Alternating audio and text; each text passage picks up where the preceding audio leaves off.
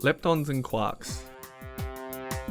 In this video, we'll be looking in a little bit more detail into leptons and quarks. Let's start with a definition. For every matter particle, there exists an antimatter equivalent referred to as an antiparticle.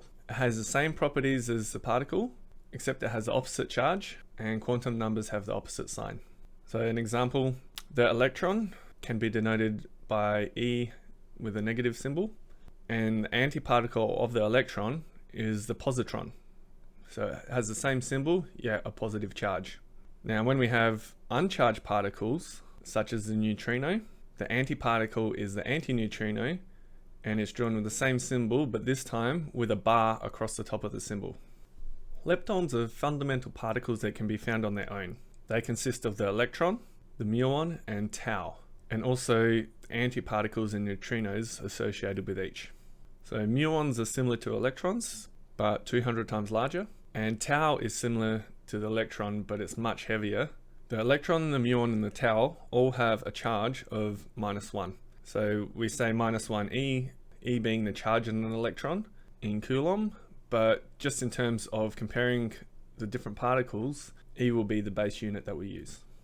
As you can see on this table, the neutrinos associated with each particle have a charge of 0, and are also very light. So leptons interact by exchanging the W and Z bosons. Now the leptons that carry a charge, they can also interact by exchanging photons, even though these mediate the electromagnetic force.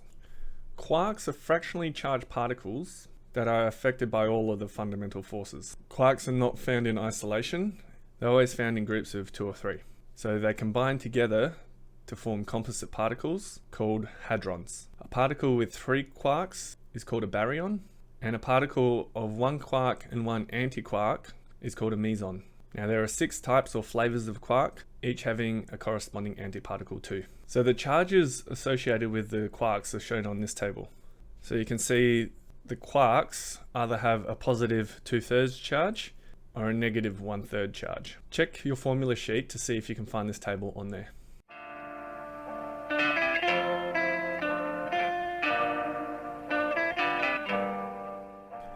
Write down the definition for a hadron, baryon, and a meson.